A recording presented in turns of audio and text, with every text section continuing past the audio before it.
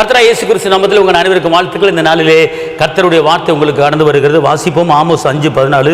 நீங்கள் பிழைக்கும்படி தீமைக்கல்ல நன்மையை தேடுங்கள். நீங்கள் பிழைக்கும்படி தீமைக்கல்ல நன்மையை தேடுங்கள். நீங்கள் பிழைக்கும்படி கர்த்தர் உங்களுக்கு சில அறிவுரைகளை கூறுகிறார்.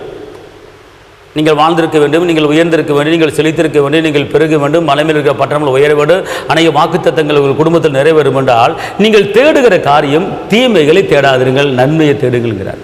நீங்கள் தீமையை தேடுவதனால தீமை வருகிறது, பிரச்சனையை தேடுவதனால பிரச்சனை வருகிறது, பலவீனத்தை தேடுவதனால பலவீனம் வருகிறது. கர்த்தர் சொல்றாரு நன்மையை தேடுங்க. இந்த வசனம் என்ன சொல்லுதுன்னு கேட்டா ஆமோஸ் 5:14, நீங்கள் பிழைக்கும்படி தீமை அல்ல நன்மையை தேடுங்கள். அப்புறம் என்ன சொல்றேன்னா, உங்க வாழ்க்கையில நீங்க தேடுகிற காரியம் நன்மையை தேடுங்கள். கர்த்தரை தேடுங்கள் அப்பொழுது பிழைப்பீர்கள் என்ற வசனத்தின்படி, கர்த்தரை தேடுவதற்கு ஒரு நன்மை குறைவில்லை என்ற வசனத்தின்படி நீங்கள் நன்மையை தேடுங்க. அப்படி என்றால் இந்த உலகத்தில் நன்மைகள் என்ன இருக்கோ அதை பூரா தேடுங்க. தீமையை தயவுசெய்து தேடாதீங்க, தீமை பக்கமே போகாதீங்க, தீமையை நினைக்காதீங்க, தீமையை பேசாதீங்க.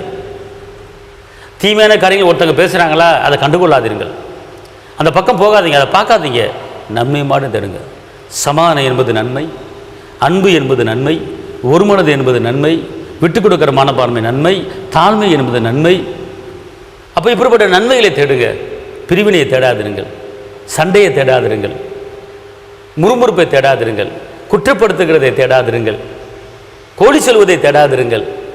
அன்பை நாடுங்கள், சமானத்தை நாடுங்கள், பணிவை நாடுங்கள், தாழ்மையை புறங்கூறுவதை விட்டு விடுங்கள். இதுதான் நீங்கள் செய்ய வேண்டிய காரியம். இதை நீங்கள் தேடிட்டீங்கன்னா உங்கள் வாழ்க்கையில் அற்புதம் நடக்கும். அவர் என்ன சொல்கிறாரு, நான் உங்களுக்கு நன்மையை செய்ய போகிறேன். நான் உங்களுக்கு நன்மை செய்யணும்னா நீங்கள் நன்மையை தேடுங்க. ஏன் தீமையை தேடுறீங்க? ஏன் தீமையை பார்க்குறீங்க? தீமையை எண்ணாதீங்க, தீமையை நினைக்காதீங்க, நன்மையை மட்டும் நினைங்க, நன்மையை மட்டும் பேசுங்க, நன்மையை மட்டும் சிந்திங்க, நன்மையை மட்டும் பாருங்கள், நன்மை உங்களை தேடி வரும் என்று சொல்லுகிறார். அல்லேலூயா. அதனால் இந்த நாளிலே உங்கள் கண்ணில் பார்க்குறதெல்லாம் நன்மை மட்டும் பாருங்கள், நன்மையான காரியங்கள் மட்டும் பேசுங்க, தீமையை பேசாதிருங்கள். துக்கம் வந்து விடுமோ பேசாதீங்க, பலவீனம் வந்து விடுமோ பேசாதீங்க, நான் கடங்காரனை ஆகி விடுவனோ பேசாதீங்க. கர்த்தர் சொல்றாரு, என் தேவன் தம்முடைய மகிமையின் ஐஸ்வர்யத்தின்படி உங்கள் குறைகள் எல்லாவற்றையும் கிறிஸ்து இயேசுவுக்குள் மகிமையை நிறைவாக்கிட்டார். பறவைகள் ஒளிந்து போயின, கவலைப்படாதீர்கள், நான் உங்களுக்கு அச்சுபிக்கிறேன். தகப்பன இயேசுவே நன்றியோடு துதிக்கிறேன், ஸ்தோத்திரிக்கிறேன். உன்னத தேவனே, உயர்ந்த தேவனே, மாறாத தேவனே, அற்புத தேவனே, அதிசய தேவனே, கிருபையின் தேவனே, காப்பவரே, காண்பவரே, இருந்தவரே, இதுவரை நடத்தின எபிரேசர் இன்னமும் நடத்த போகிறீங்க. இந்த வார்த்தையை கேட்குற ஒவ்வொரு தேவ பிள்ளைகளையும் ஆசீர்வதி பெருக பண்ணுங்க. இயேசுவின் நாமத்தில் பிதாவே, ஆமென். கர்த்தர் உங்களை ஆசீர்வதிப்பார். தேவனுக்கு மகிமை.